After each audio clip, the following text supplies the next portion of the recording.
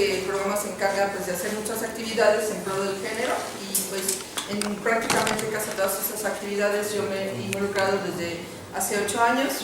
Bueno, también estudié la maestría en programación neurolingüística y pues todo este tiempo pues realmente el programa es que me ha capacitado para los estudios de género. Actualmente estudio medicinas alternativas y bueno, estoy efectivamente, como decía Margarita, en el área de ecología y taxonomía de árboles y arbustos, que es un área de investigación básicamente en la carrera de biología. Y bueno, pues vamos a empezar aquí con esto de las bases teóricas del sexismo en la educación. Bueno, yo quisiera antes de empezar aclarar que todo lo que voy a presentar está en un artículo de investigación en una revista electrónica que se llama Actualidades Investigativas en Educación de la Universidad de Costa Rica. A mí me gustó mucho, me pareció muy clara lo que presenta la autora. Hay algunas cosas pues, que me gustaría que las pudiéramos discutir, supongo que es al final, ¿verdad? Las participaciones. Me parece muy claro lo que ella presenta, muy preciso, me gustó. Entonces al final de la presentación viene la bibliografía, porque se están citando a muchos autores, entonces vienen todos los autores que están dando sus puntos de vista en relación al sexismo. Empezamos con la primera, Margarita, por favor. Bueno, ¿qué es el sexismo? El sexismo es una forma de discriminación que utiliza el sexo como criterio de atribución de capacidades, valoraciones y significados creados en la vida social. Es decir, con base en una construcción social y cultural, la sociedad ordena la realidad en dos cajones. Esto es lo femenino y esto es lo masculino. Y al igual que otras formas de discriminación, tiende a encorsetar a las personas en parámetros impuestos. Esto lo define Morgay en el 2001, como que el sexismo pues está hablando de una discriminación por razones de género y que básicamente tiene que ver con aspectos sociales y culturales, como lo vamos a ver a lo largo de esta charla. La siguiente, por favor. La diferenciación sexista afecta a las mujeres y a los hombres. O sea, esto del sexismo no solamente afecta a las mujeres, también a los hombres. Sin embargo, en el sexismo la diferencia se coloca en una escala jerárquica que termina por sostener el argumento que las mujeres son inferiores. Es decir, el sexismo nos lleva a que haya una jerarquía, que haya un poder y que las mujeres estén minimizadas y que sean inferiores que el hombre. Esta condición de inferioridad se perpetúa a partir de mecanismos, algunos sutiles y otros no tanto, que terminan por crear y consolidar representaciones sociales acerca de las mujeres y de los hombres. A su vez actúan para transformar la diferenciación en segregación. Entonces vamos a ver también a lo largo de esta plática pues que en la educación se están perpetuando estos mecanismos y que se están que se siguen dando situaciones de discriminación en las aulas, incluso por cuestiones de sexo. La siguiente, por favor. ¿Puede la educación contribuir con la erradicación del sexismo? Según el criterio de la autora, sí, para ello no obstante es necesario el reconocimiento de la discriminación, de la desigualdad y de la segregación como problemas educativos. Pues nadie cambia aquello que no reconoce como problema. Es decir, cuando nosotros estemos conscientes pues, de que este es un problema y que tenemos y que podemos participar como actores de esta transformación, es como vamos a dar las pautas para el cambio. La siguiente, por favor. Dice, lo invisible se hace visible. Desde la sociología de la educación y en particular desde la pedagogía crítica, se empezó a perfilar hace algunas décadas una tendencia que evidenció el sistema educativo como un espacio investido por el poder, que era lo que estábamos comentando, carente de neutralidad, o sea, eso de que en la educación y en las aulas todo es parejo y neutro, eso es prácticamente una mentira, y por lo tanto creador y legitimador de entidades sociales jerarquizadas. La necesidad de una educación emancipadora y liberadora comprometida con la superación de las desigualdades sociales, por su consiguiente, fue un planteamiento que empezó a cobrar fuerza. Es decir, debemos estar conscientes pues, de estas diferencias que se dan en el aula desde diferentes formas, que ahorita lo vamos a mencionar, desde el currículum oculto, desde el currículum explícito, desde la manera, las actitudes de los maestros hacia los alumnos, o sea, toda una serie de cosas que desafortunadamente nos están indicando pues que no hay una neutralidad, ¿no?, en las situaciones de educación en las aulas. Sin embargo, en los 60s y 70s la sociología de la educación y la pedagogía crítica hicieron suyo el tema de las mujeres como un foco de las alternativas de liberación. O sea, más o menos en estos años de los 60s y 70s es que el feminismo empieza a hablar acerca de estos temas. Fue la distinción teórica entre sexo y género introducida en la década de los 70 por los estudios feministas la que colocó las particularidades de lo femenino en el sistema educativo e inició con ello un nuevo debate acerca del papel que cumplía la educación en la perpetuación y reproducción de las desigualdades entre mujeres y hombres. La siguiente, por favor. Los estudios de género aportaron una nueva beta explicativa acerca de las desigualdades sociales al puntualizar en aquellas provenientes de la distinción entre lo femenino y lo masculino, pues evidenciaron el carácter cultural de estas desigualdades. Es decir, aquí empiezan los estudios de género a desarrollarse y empiezan pues a hablar acerca de todas estas situaciones y dar un panorama diferente del que se venía tradicionalmente siguiendo, ¿no? Asimismo, revelaron que las relaciones entre mujeres y hombres se distinguen esencialmente por estar mediatizadas por relaciones de poder, cuyo componente principal es la asimetría. Es decir, en la educación, aunque parezca increíble, pues también hay un poder que es vertical, porque el maestro influye sobre los alumnos. Y no solamente influye, sino que ejerce su poder, ¿no? O sea, ¿cuántas veces les es familiar pues que se les condicionan calificaciones, que en algunas otras ocasiones pues ustedes tienen tutorías que yo sepa, y bueno, he sabido que se les quiere dar en privado ese tipo de tutorías? Es decir, esta relación vertical entre el profesorado y el alumno ha creado ciertas situaciones que nos llevan precisamente a la asimetría.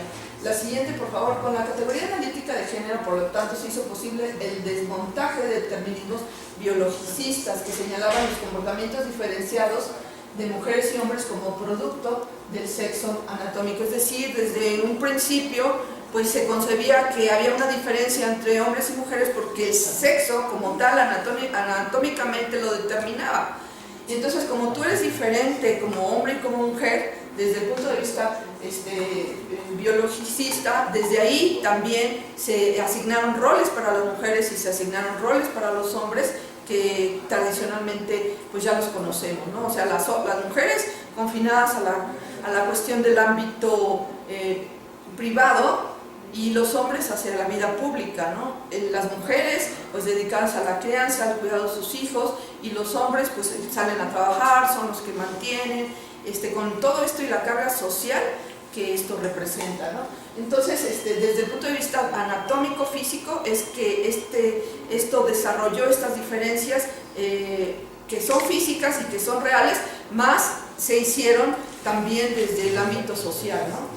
Las consideraciones que dicen los hombres son agresivos por las hormonas, las mujeres son lloronas por su propia naturaleza, son explicaciones que no encuentran cabida en el análisis de género, debido a que esta categoría develó el carácter construido de estas afirmaciones y de muchas otras de igual tendencia, creando con ello las condiciones para una crítica a la existencia de una esencia o naturaleza femenina. Es decir, desde los estudios de género, pues lo muy tradicional, los niños no lloran, ¿no? Eso es lo que dicen. Entonces, las mujeres son tiernas, los hombres son agresivos, las mujeres son obedientes o deben ser obedientes, ¿no? Y aparte muy bonitas, ¿no? Entonces, una serie de cosas que se establecen para las mujeres y que no se establecen para los hombres, y que en los estudios de género pues esto no va a tener cabida, ¿verdad? La siguiente, por favor. Dice, todo esto posibilitó el reconocimiento de que las mujeres tienen mayores obstáculos para el ejercicio de la autonomía y que los estereotipos de género se han empleado para justificar un trato desigual. La siguiente, por favor.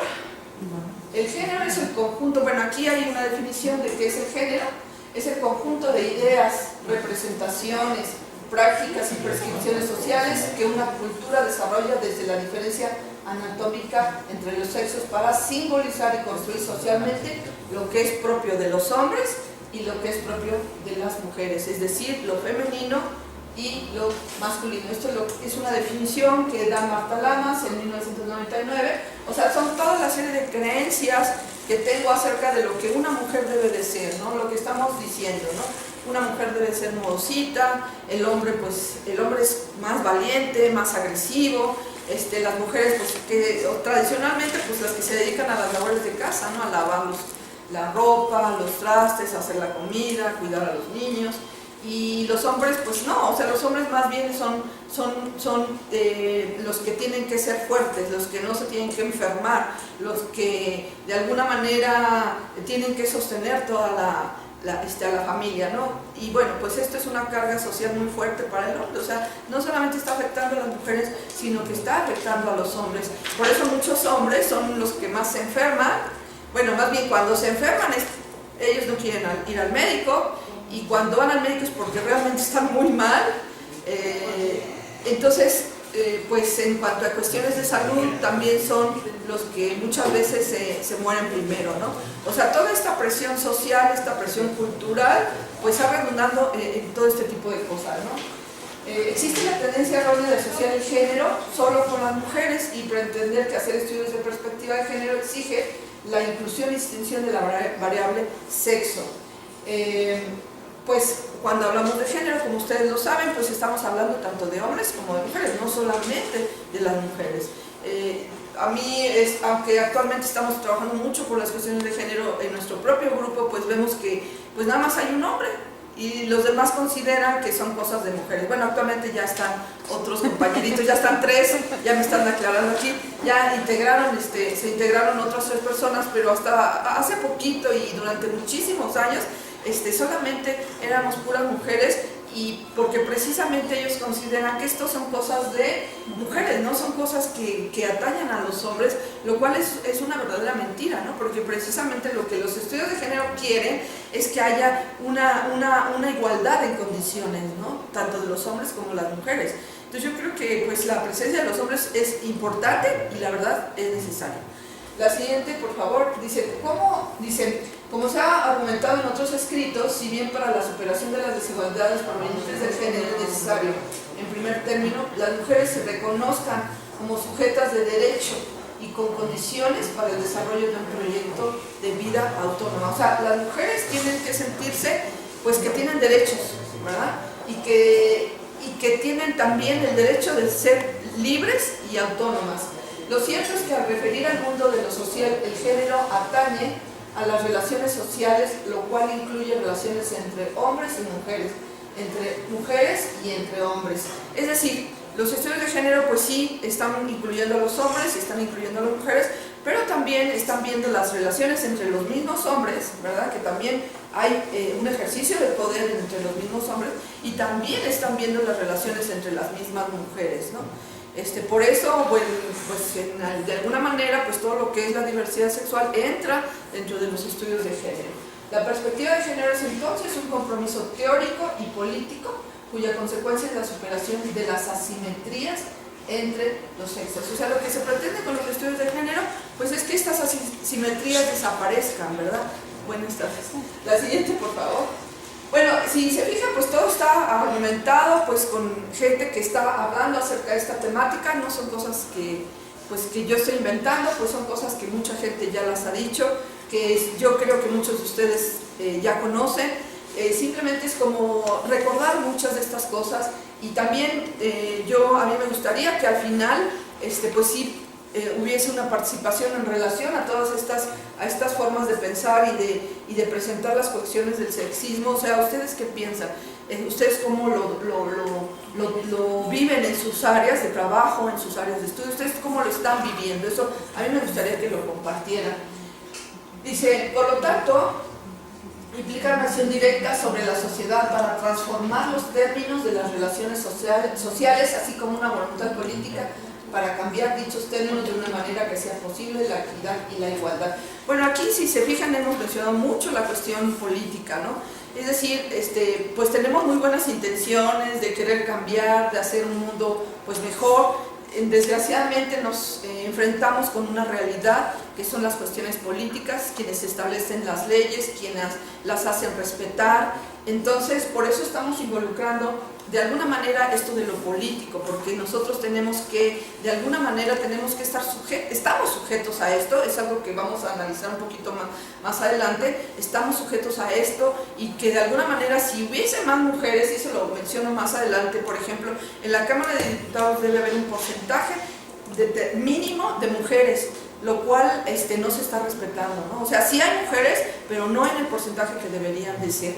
Entonces, pues de nada nos sirven las leyes si no las están cumpliendo, de nada nos sirve que se están proponiendo cambios y la realidad nos dice otra cosa, como lo vamos a mencionar un poco más adelante. La siguiente, por favor. Y bueno, también, por supuesto que aquí hay hombres y me gustaría escuchar su opinión. Bueno, son 2 personas nada más. Es lo que les digo, la mayoría son mujeres, entonces me gustaría que los 2 varones que están aquí el día de hoy presentes, pues nos den su opinión, pues desde el punto de vista de ellos, ¿verdad? Porque hemos escuchado a muchas mujeres, pero a veces no hemos escuchado la opinión de los varones. Siguen prevaleciendo condiciones dentro de la sociedad que siguen influyendo en la situación actual de las mujeres, que era lo que estábamos mencionando. La posición de las mujeres en la economía, dado que continúan presentando altas tasas de desempleo y subempleo. Es decir, quienes más tienen trabajo son los hombres. Y quienes tienen trabajo, que son mujeres, normalmente son subempleadas y por lo tanto esto va a redundar en su situación económica porque en muchos de los casos se les paga menos desarrollando el mismo papel. De la misma manera, y aunque es visible la creciente participación de las mujeres en el mercado de trabajo, se mantiene la brecha salarial en perjuicio de estas, que es lo que estaba mencionando. La socialización favorece y estimula alternativas educativas con la subsecuente segregación ocupacional. De esta manera los hombres dominan en las áreas de ingeniería, de informática y seguridad, mientras que las mujeres predominan en la enseñanza y en las ciencias sociales, que son por lo general áreas deficitoriamente remuneradas. Como ustedes bien saben, pues los hombres siempre se van más hacia las áreas científicas, vamos a decirlo así, a la física, química, matemáticas, inclusive la biología es una carrera científica. De hecho, aquí en la escuela los estudios que hemos hecho es que en la carrera de biología, por ejemplo, hay mayor cantidad de hombres que de mujeres. No sucediendo así en el caso de psicología, y ustedes lo deben de haber visto, en el caso de psicología hay más mujeres que hombres y en el caso de enfermería también. Entonces vean cómo se están empezando a segregar los grupos por carrera. O sea, aquí en el caso de medicina y biología son más hombres que mujeres. En el caso de psicología y enfermería son más mujeres que hombres. Entonces, pues vemos que también las mujeres se dedican más a las cuestiones de educación, de enseñanza, las ciencias sociales, y bueno, la psicología entraría dentro de las ciencias sociales, y los hombres más hacia las áreas de ingeniería, por ejemplo, ¿no? De la informática, que actualmente es una carrera que ha hecho boom y que es muy bien remunerada porque yo lo he visto. Afortunadamente también hay mujeres que yo conozco que se dedican a esto, pero no son como que la mayoría, ¿no? La siguiente, por favor. La subrepresentación en los puestos políticos, lo que estábamos mencionando, a pesar de que en nuestro país y en otros más se ha establecido la obligatoriedad de nombrar un porcentaje significativo de mujeres en los cargos políticos, la representación femenina no alcanza niveles satisfactorios. Estamos subrepresentadas. Si bien la paridad numérica no es sinónimo de paridad genérica, en lo que respecta a la toma de decisiones ni siquiera se ha alcanzado la primera, o sea, la representación de las mujeres como representantes del género femenino, ni siquiera eso se ha podido alcanzar. La violencia intrafamiliar, cuyas principales víctimas son las mujeres, muestra un alarmante aumento. Desgraciadamente hemos visto cómo la violencia, porque la violencia se manifiesta de muchas formas, o sea, como ustedes bien saben, la violencia es física, cuando alguien te golpea. Las mujeres muestran un alarmante aumento, así como un recrudecimiento de distintas formas, generando con ello numerosos casos de feminicidios. De igual manera, la violencia sexual, el incesto, el abuso sexual y violación muestran ritmos crecientes, siendo las mujeres, las niñas y los adolescentes los grupos más afectados. Es decir, las mujeres, como ustedes lo saben, las niñas y las adolescentes son los grupos más vulnerables. Las indígenas, por su condición de ser indígenas, son los grupos más vulnerables. Los pobres, por ser pobres, por su condición de pobreza, son los grupos más vulnerables. Yo me encontré una persona en Monterrey y le preguntaba, bueno, ¿por qué tantos feminicidios en Monterrey? Yo pensaba que porque se decía que las mujeres estaban con los narcotraficantes y que después ellos las mandaban matar. Pues bueno, la versión que me dio esta persona, y ahora sí que de viva voz, ¿verdad?, es que en Monterrey hay muchas maquilas, muchas maquilas. Entonces hay muchas mujeres que se dedican a la maquila. Entonces dice que pero son mujeres muy jóvenes, o sea, haz de cuenta 15 a 21 años cuando mucho. Entonces dice que salían en la noche, salen muy noche de trabajar incluso hay camiones que las llevan cerca de su casa, pero no en su casa, las dejan ahí y resulta que, bueno, ellos se dieron cuenta que los mismos policías, fíjense nada más, los mismos policías son las que abusaban de ellas. Entonces, abusaban de ellas y muchas veces ellos mismos las mataban. Sí, porque como abusaban de ellas y las dejaban ahí. Porque resulta que en una zona donde solamente los policías podían entrar, ahí las encontraban muertas. Entonces yo me preguntaba, ¿por qué tantos feminicidios? Bueno, yo no dudo esto del narcotráfico, ¿verdad? Que usan mucho a las mujeres para realizar funciones de narcotráfico y que también las usan y abusan sexualmente. Pero bueno, esta versión que me dio esta persona realmente me pareció terrible, porque aparte eran jovencitas, o sea que niñas prácticamente, ¿no? Y las metían así en tambos, bueno, una serie de cosas horribles, ¿no? Que realmente no tendría ni sentido mencionarlo, pero sí, esto como una manifestación de la violencia que existe en nuestro país y de la cual somos desgraciadamente partícipes, ¿no? La siguiente, por favor. Las relaciones de poder y de dominio que caracterizan las relaciones entre mujeres y hombres mantienen intacta su estructura y ello es visible desde diferentes dimensiones. La división sexual del trabajo, o sea, aquí estamos hablando del poder, del dominio. Por ejemplo, si bien han operado cambios en la distribución del trabajo doméstico, existen fuertes evidencias que señalan que los hombres han incorporado con mayor anuencia el cuidado de los niños y las niñas. Eso sí, en periodos claramente delimitados, que la realización de las distintas tareas, lavar, cocinar, planchar, organizar el menú, etc. Es decir, de las cosas que hemos ganado, ahora los hombres sí cuidan más a sus hijos, en ciertas temporadas y bajo ciertas condiciones. Pero si tú les dices que si hacen labores de casa, como es lavar, cocinar, planchar, organizar. Bueno, ahorita me comparten los hombres si eso lo hacen en sus casas. Porque yo sí, a mí sí me gustaría escucharlos a ellos, ¿verdad? Porque siempre, de alguna manera, somos las mujeres las que hacemos eso. Entonces yo quisiera saber si los hombres en su casa hacen estas actividades y en el caso de que haya mujeres, pues cómo es ahí la división del trabajo, ¿no? Ello es revelador de que los hombres y las mujeres también siguen considerando el trabajo doméstico inherente a la condición femenina. O sea, ¿cuántas veces las mujeres dicen, es que mi esposo me ayuda a las labores de casa? O sea, como que yo como mujer es mi obligación hacerlo, pero él me ayuda. Entonces yo les pregunto a ustedes, ¿esa expresión es correcta?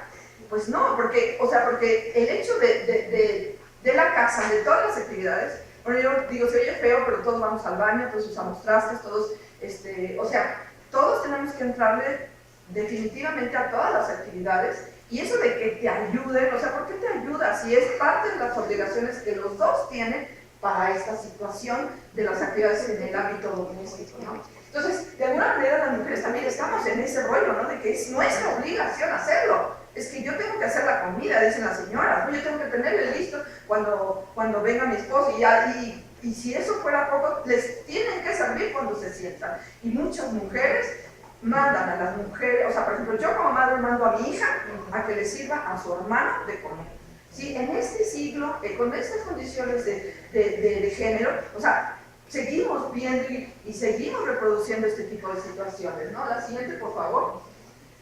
Entonces, bueno, ¿qué vamos a hacer? Es decir, la participación de las mujeres en la esfera productiva no ha tenido un correlato con la participación de los hombres en la esfera reproductiva. Es decir, muchas mujeres salen a trabajar, están en el área productiva, más el hombre no se ha integrado a la esfera reproductiva, o sea, ha cuidado de los hijos, ha cuidado, o sea, bueno, a mí me da mucha alegría pues ver que muchos hombres en el metro, por ejemplo, suben con su bebé, lo tienen ellos, lo están cargando con la cosa esa para cargar bebés, el canguro, y les están dando su biberón, ¿sí? Y me ha sorprendido que muchas personas les dan el asiento a ellos, o sea, verdaderamente es impresionante. A mí eso me encanta. O cuando dicen, estamos embarazados. O sea, no es de que yo estoy embarazada, sino que los dos estamos embarazados, ¿no? Entonces eso es algo bueno, ¿no? Dice, entonces, bueno, en el caso de las mujeres genera una doble y a veces hasta triple jornada laboral, la cual obviamente está matizada según la clase social y el nivel ocupacional de las mujeres. Es decir, de acuerdo a la clase social, de acuerdo a la ocupación de las mujeres, bueno, eso también influye mucho cómo participan en la cuestión de producción. Es decir, bueno, actualmente gran mayoría de las mujeres trabajan, ayudan en las cuestiones de su casa. Cuando los hombres no tienen un trabajo, ellos están asumiendo las funciones de casa. Eso también es algo que se está dando actualmente. O sea, el hombre es el que no tiene trabajo, bueno, pues entonces él es el que se encarga de las labores domésticas, ¿no? Como también hay mujeres que ganan más dinero, ¿sí? Incluso que el hombre, ¿sí? Y esto para el hombre es una cosa muy fuerte, porque está acostumbrado a que el hombre es el que gana más y no la mujer, ¿no? Entonces, sí hay casos de mujeres que son gerentes, que son jefas de área, etcétera, y que ganan más que los hombres, y que esta situación a veces crea problemas o conflictos en la cuestión del hogar. A pesar de que haya asomo de nuevas formas de masculinidad, continúa prevaleciendo el machismo. ¿Qué es el machismo? Es decir, la obsesión del hombre con el predominio y virilidad. O sea, yo soy el que predomino, yo soy el que mando, yo soy el más fuerte, yo soy el que soy viril, yo soy el que ahora sí que nada más mis chicharrones truenan, ¿verdad? Y esa actitud de machismo, ¿sí?, se expresa en una posesividad respecto a la propia mujer, o sea, la sienten parte de ellos, que son dueños de la vida del otro, ¿no? Y en actos de agresión y jactancia respecto a los mismos hombres, es decir, hay una competencia con otros hombres, sí, porque por el poder, o incluso porque dicen, bueno, es que yo tengo, bueno, ya entre hombres pues tengo tantas mujeres, ¿verdad? Entonces eso me da más poder. Y bueno, si bien que las mantienes, pues qué bueno, pero si bien que no las mantienes, pues qué mala onda, ¿no? Pero bueno, existe esa situación entre los mismos hombres, ¿no? La siguiente, por favor. El aumento de los casos de embarazo en niñas y adolescentes y el abandono de los hijos e hijas por parte de los hombres.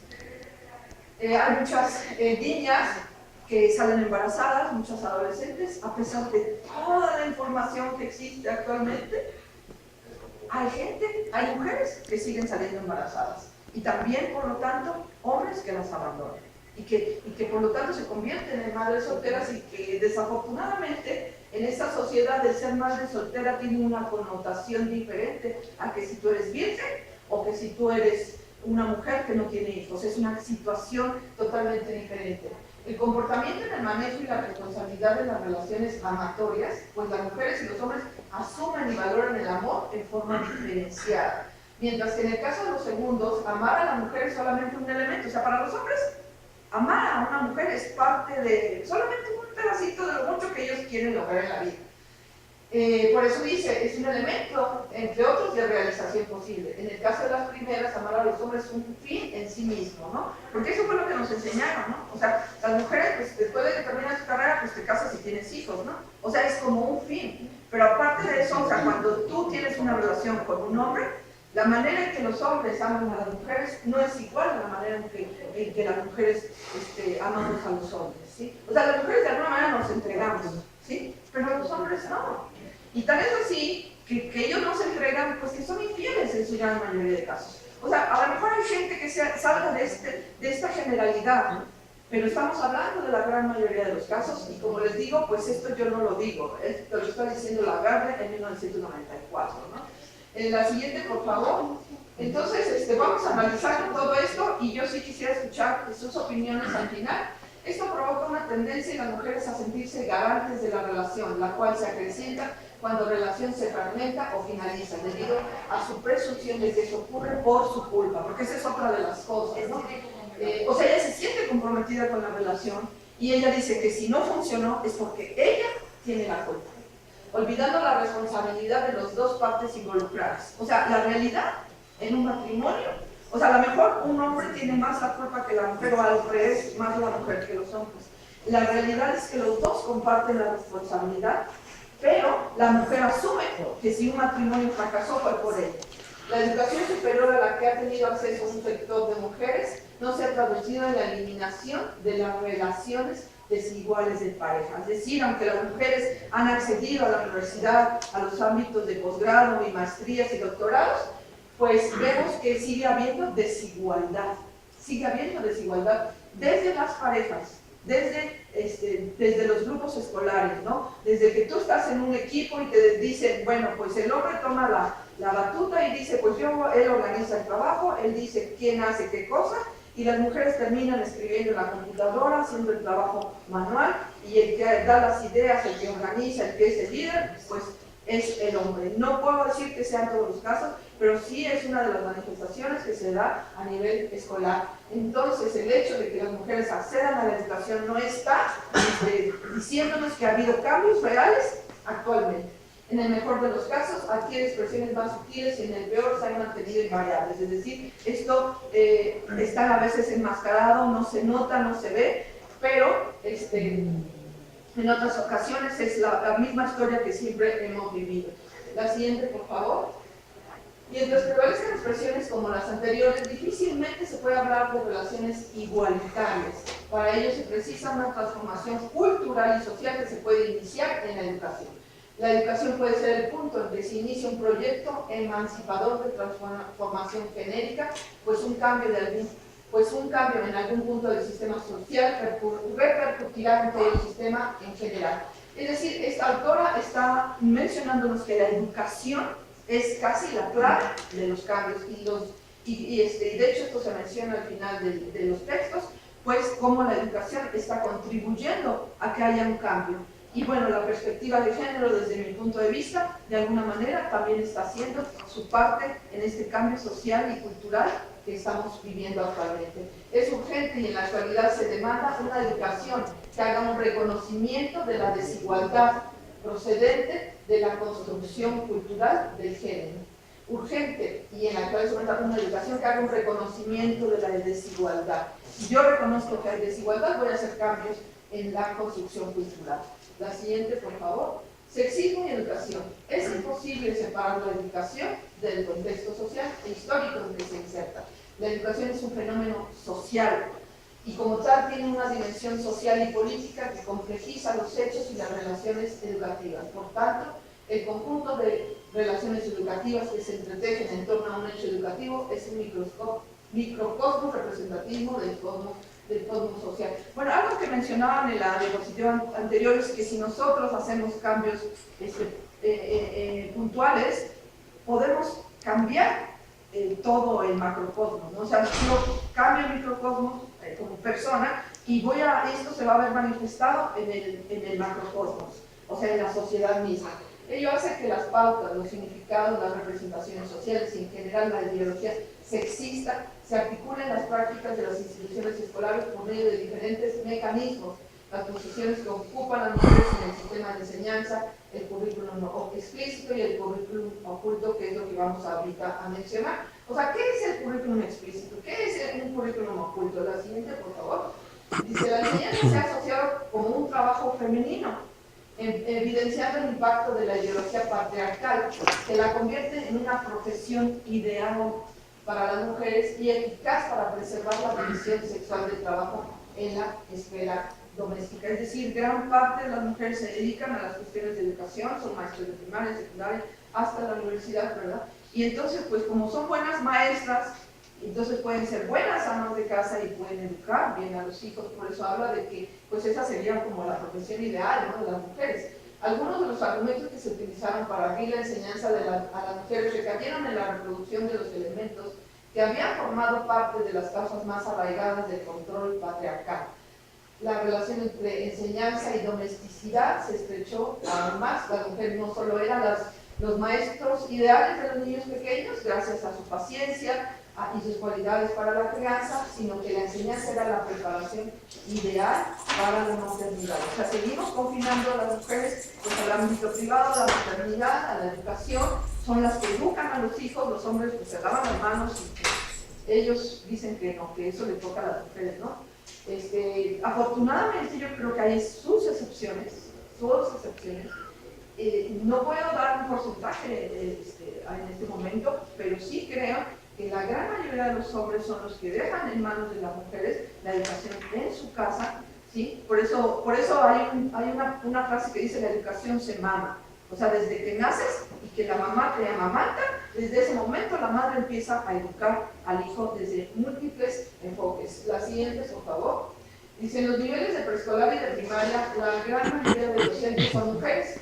No obstante, la proporción de las mismas disminuye a medida que aumenta la edad de las alumnas y alumnos y el prestigio social de cada ciclo escolar. Es decir, las mujeres que son maestras a nivel preescolar y primaria son la gran mayoría. Conforme asciende el nivel escolar, secundaria, preparatoria y universidad, la cantidad de mujeres que están accediendo a estos niveles va disminuyendo, ¿sí? Porque obviamente no es lo mismo ser una maestra de primaria o de kinder a ser una maestra de la universidad. Es muy diferente.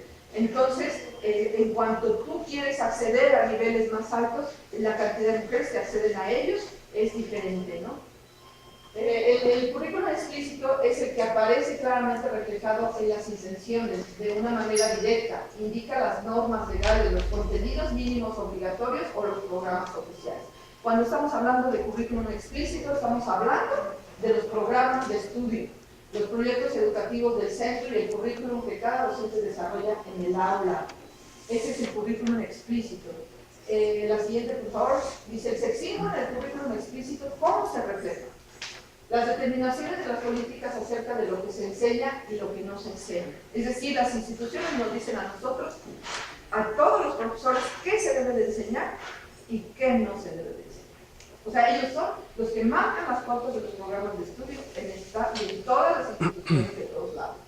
El lenguaje que contiene un uso regular y normativo del masculino para designar personas de ambos sexos. El lenguaje, incluso cuando la mayoría se compone de mujeres o cuando en el grupo hay únicamente un hombre. Es decir, siempre hablamos en plural. Y dicen, todos vamos a ver esta práctica, por ejemplo. Esta práctica escolar, todos. Y entonces, las mujeres, ¿dónde están? Entonces, a través del lenguaje estamos invisibilizando a las mujeres, ¿sí? Entonces, primero, las políticas que se establecen en la institución. Segundo, el lenguaje, o sea, ¿cómo estamos hablando?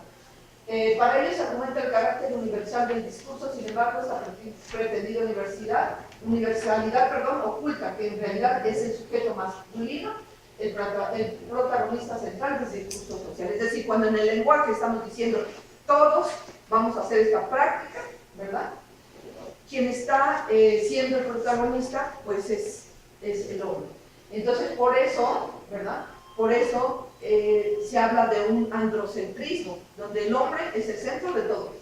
Y eso se ve manifestado en el lenguaje. ¿En dónde más lo vemos? En los textos escolares que por excelencia transmiten papeles tradicionales asignados a hombres y a mujeres. O sea, si ustedes recuerdan sus libros de texto, ¿sí? Hay mujeres que están haciendo labores, están con su mamil, están haciendo labores de casa, están cuidando a los niños, y entonces seguimos perpetuando a través de los libros de texto, que también ya los están cambiando afortunadamente, las cuestiones de género. Se están legitimizando. La siguiente, por favor. El currículum oculto comprende los aspectos. ¿Qué es el currículum oculto? ¿De qué estamos hablando cuando hablamos de currículum oculto? Comprende los aspectos, los conocimientos, las destrezas, actitudes y valores en el aula que se adquieren mediante la participación en procesos de enseñanza y aprendizaje y en general en todas las interacciones que suceden cotidianamente en las aulas y centros de enseñanza. Aquí estamos hablando de las actitudes de los maestros, de los mismos alumnos, el conocimiento, las destrezas, ¿verdad? Los valores ¿sí? Para el hombre, para los maestros, muchas veces, desgraciadamente, los hombres tienen más valor que las mujeres, ¿sí?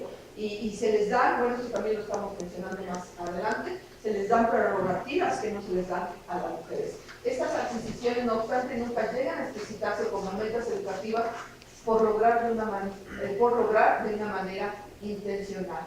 O sea, se le llama currículum oculto porque no es algo que esté escrito en ningún lado, pero que todos los días lo estamos viviendo cuando tú eres profesor o cuando eres alumno.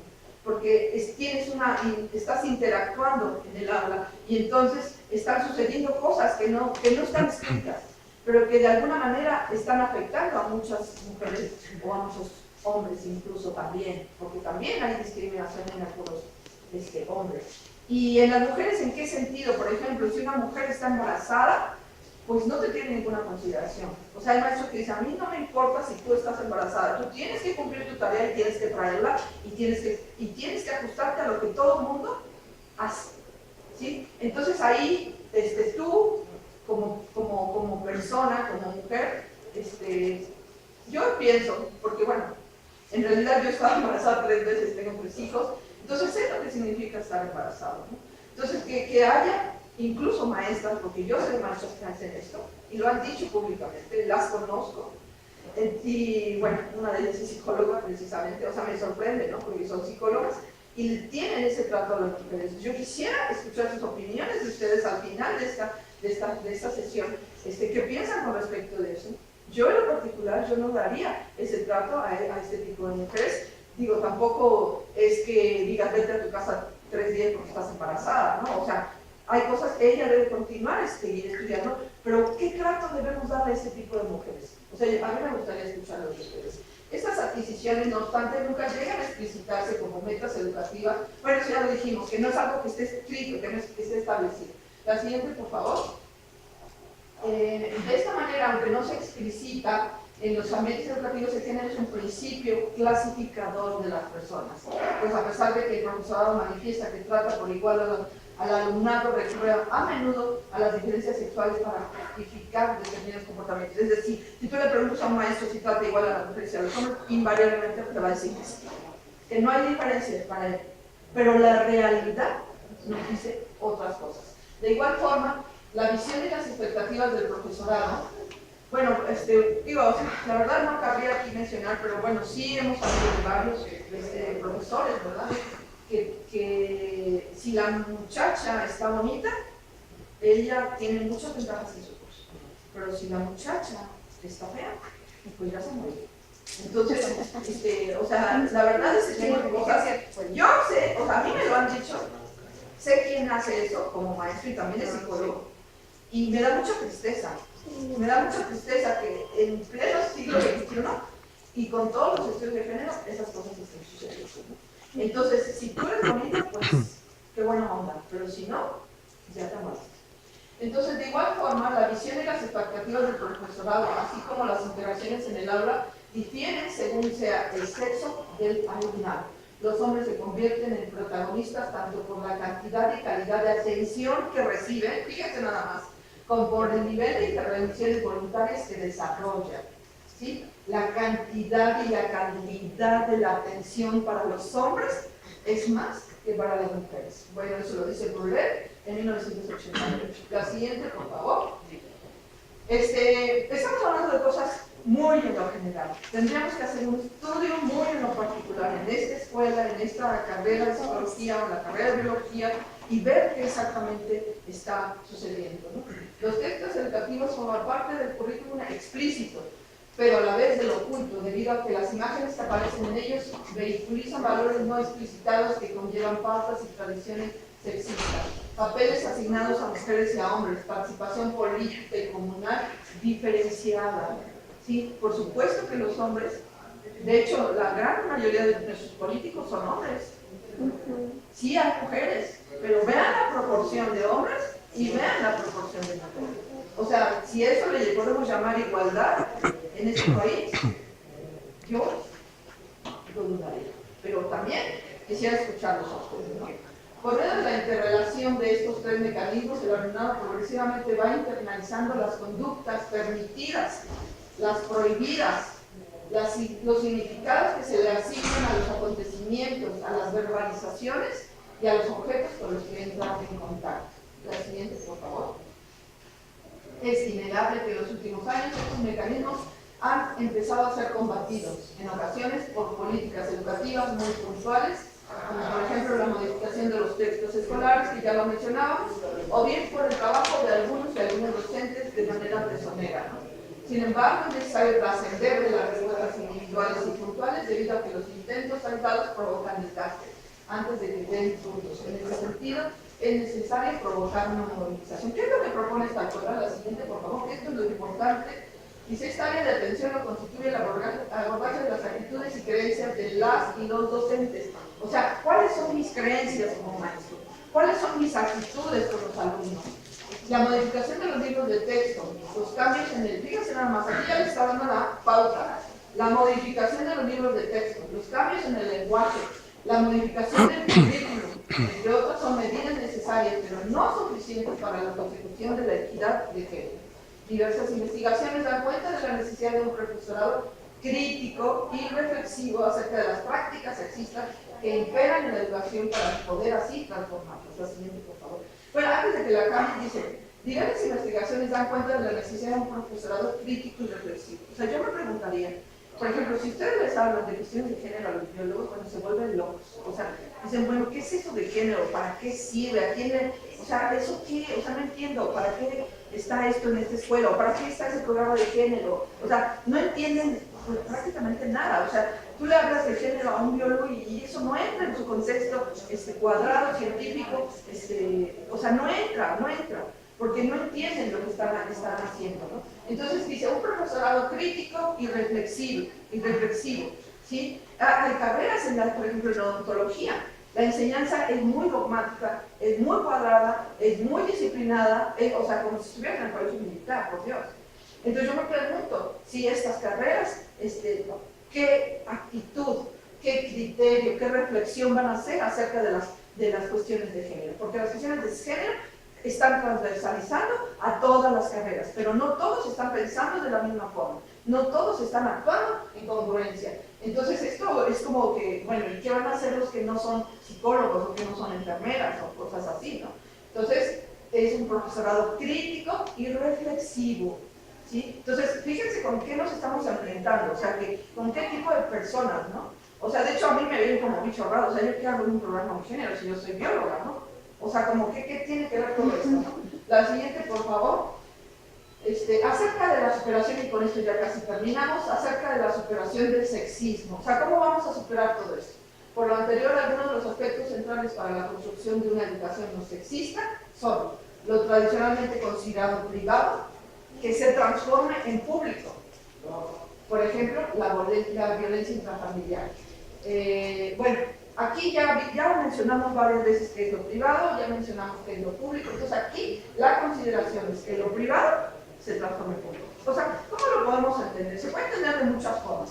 Que las mujeres ya entren a los ámbitos públicos, que le entren a la política, que le entren a las universidades, lo cual está sucediendo, pero que sean más mujeres que estén estudiando, porque hay muchas mujeres que todavía ni siquiera tienen los niveles básicos, ¿no? Y que el hombre también entre a la vida privada, que también ayude a su esposa, colabore en las cuestiones de educación en el hogar con los hijos.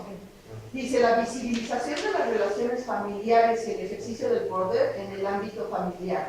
Visibilizar las relaciones familiares. El ejercicio del poder en el ámbito familiar. ¿Quién ejerce el poder en el ámbito familiar? Generalmente es el hombre. Y si la mujer no trabaja, pues ya se moló, porque el que da el dinero es el hombre. El que da las pautas para lo que se hace con el dinero es el hombre. Y el que da las condiciones para todo en su hogar es el hombre. Si la mujer trabaja y hay un acuerdo entre las parejas, eso puede cambiar la situación, ¿sí? Más sin embargo, la cuestión de jerarquía del hombre y de supremacía sobre la mujer sigue prevaleciendo en muchos hogares, incluso en mujeres que tienen maestrías y doctorados. Yo he escuchado a muchas personas aquí en el grupo de género que dicen, tiene doctorado, pero su esposo lo hace como quiere. Entonces, pues, ¿dónde está la mujer? Digo, ella desgraciadamente no está en el programa de género, pero, o sea, ¿dónde está la igualdad? ¿Dónde están las condiciones de mejora para las mujeres cuando se supone que están preparadas para ello, ¿no? Entonces, pues eso es una parte. La discusión y reflexión acerca de las vivencias personales, de las relaciones afectivas, de la sexualidad, de las distintas opciones sexuales y de los derechos reproductivos de las mujeres. O sea, que haya una discusión, una reflexión en este ámbito, ¿no? Y cómo lo hacemos dentro de nuestro hogar, cómo lo hacemos fuera de ello. O sea, bueno, somos muy afortunados porque aquí se pasan dando cursos y talleres las maestras todo el tiempo. Mas, sin embargo, yo me pregunto si una persona X en una casa X puede tener acceso a esta información. La construcción de nuevas formas de masculinidad y feminidad atravesadas por el respeto a la diferencia y a la diversidad. Bueno, esto es todo un tema. Aquí básicamente es el respeto. En toda relación, el respeto. Si no hay respeto, no hay nada. Eso para mí es básico, un valor básico. La siguiente, por favor. ¿Cómo superar ese sesgismo? En este sentido, el significativo peso de las docentes en los primeros niveles de la educación podría convertirse en una de las mayores fortalezas. O sea, aquí estamos como invirtiendo las cosas, ¿no? Las mujeres van a estar en más niveles escolares más básicos, ¿no? Entonces ellos proponen que los primeros niveles de educación podría convertirse en una de las mayores fortalezas de la emancipación femenina en tanto contribuya con una nueva configuración de la educación para que, de acuerdo con Hierro, las mujeres desde niñas sean orientadas para elegir el tipo de persona que desean ser, el tipo de conocimientos y habilidades que desean adquirir y el tipo de mundo en el que desean vivir. Yo nunca les dije a mis hijos, estudien tal o cual carrera. Nadie quiso estudiar biología, perfecto, ¿sí? Pero yo no puedo decirle, como hay muchos padres y los conozco y son maestros de aquí, yo soy dentista y tú tienes que ser dentista. Eso yo nunca se lo digo. Porque tú tienes que ser libre para decidir lo que tú quieres ser en la vida, lo que quieres estudiar, lo que quieres desarrollar. Digo, tienes ventajas. Si tu papá es dentista, pues tienes tu consultorio, tienes la experiencia del padre, o sea, tienes muchas ventajas. Pero si eso no es lo que tú quieres, ¿por qué vas a obligar a tus hijos a hacer algo que ellos no quieren hacer? Mi hija estudió danza española, es bailarina, y estoy orgullosa de ella. Yo no podría decirles que tú tienes que estudiar biología y trabajar en la universidad, porque yo también lo hice, ¿no? Entonces, es eso, formar el carácter infantil desde que son niños y que ellos hagan lo que ellos quieren hacer, el conocimiento y las habilidades que quieren adquirir. Fomentar el carácter infantil no solo para la afectividad, sino para la adquisición y desarrollo de las múltiples capacidades humanas, intelectuales, espirituales y creativas. ¿Sí? O sea, yo creo que el ser humano tiene múltiples facetas, ¿sí? Múltiples facetas, de verdad. A mí me encanta la pintura, a mí me gusta ser pintora, y eso es arte, ¿sí? Y yo soy bióloga, y la biología es una carrera científica. Entonces, una cosa no discrimina a la otra. ¿Sí? Tenemos que desarrollar una vida espiritual también, porque esa es parte de nuestra naturaleza. Entonces, en eso debemos canalizar a nuestros hijos. Se les prepara para actividades tradicionalmente desarrolladas por los hombres, que se les prepare a las mujeres también para actividades tradicionalmente desarrolladas por los hombres, como producir ganancias, administrar negocios y dirigir políticas. Es decir, se ha dicho, y ustedes seguramente lo han escuchado, que los hombres son muy buenos para hacer negocios y para hacer dinero, lo cual es cierto en una parte de los varones, yo no puedo decir que todos, pero ¿por qué a las mujeres no se les enseña de igual forma, verdad? A tener dinero, a saberlo administrar, a poner un negocio, a dirigir políticas. ¿Por qué no? Una mujer acaba de ganar en el PAN en mi municipio, en Atizapán de Zaragoza, y en el sexenio pasado también fue una mujer. Entonces, bueno, ¿por qué no son más mujeres las que le entramos a eso, verdad? ¿Por qué no desarrollamos actividades de poner negocio? ¿Sí? Yo he sido vendedora más de 20 años en mi vida. Entonces, yo sé cómo ganar dinero fuera de esta escuela. O sea, difícilmente, yo he visto tantos empleos por todos lados. Yo me pregunto, ¿por qué la gente dice que no tiene trabajo? No entiendo.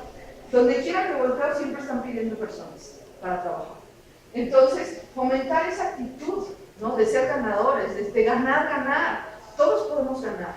No de perder, y menos de que unos ganen y otros no ganen. Eso no, o sea, yo creo que es como la ideología del ganar, todos podemos ganar. Todos podemos poner negocio. Ustedes como psicólogos, que la mayoría de ustedes lo son, pueden poner su consultorio.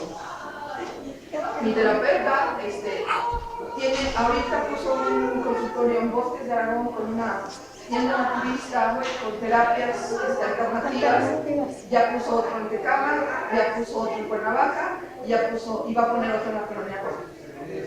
Ha publicado 2 libros, los está vendiendo, apoya una asociación. O sea, ¿qué cosas podemos hacer nosotros? ¿Qué podemos hacer? ¿Qué negocios podemos hacer, por ejemplo, como biólogos?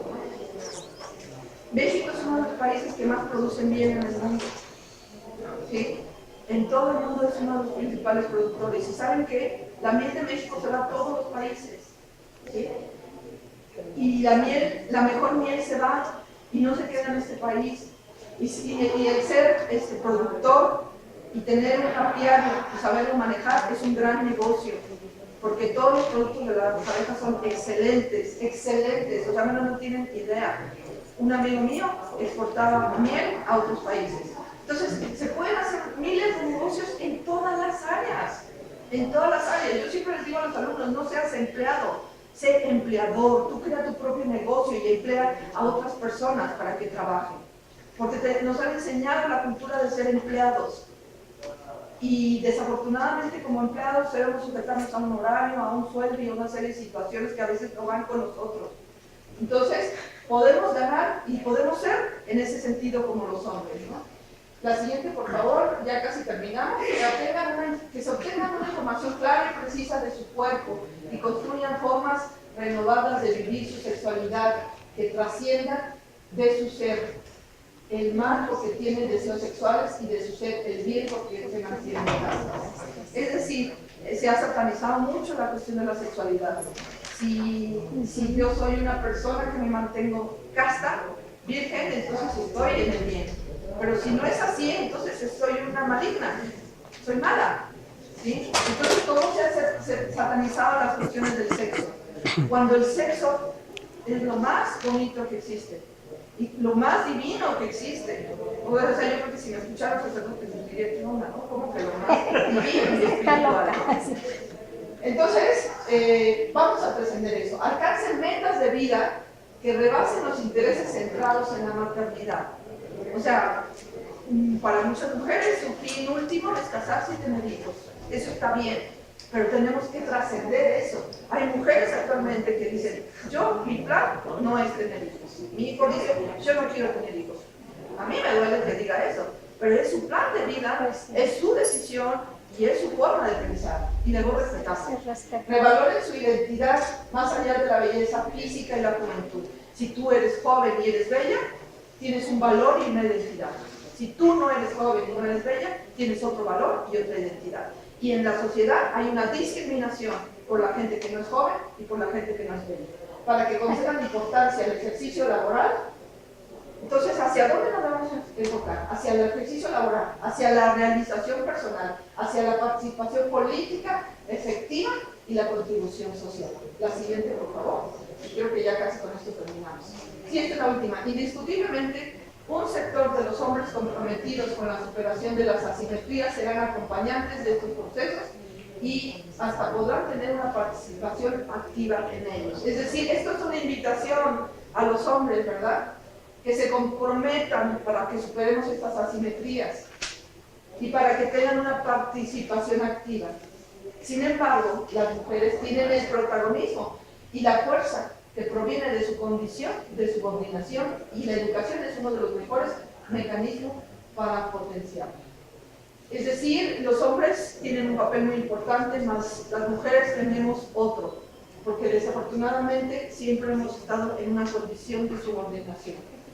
Entonces aquí la propuesta es que a través de la educación podamos cambiar todas estas situaciones. La siguiente, por favor, y creo que con esto ya se acabó. Bueno, estos son los datos hacia una educación no sexista en una revista electrónica de la red de revistas científicas de América Latina y el Caribe, de España y Portugal, de la Universidad de Panamá. Bueno, eso lo saca la universidad, pero este estudio es de la Universidad de Costa Rica, en San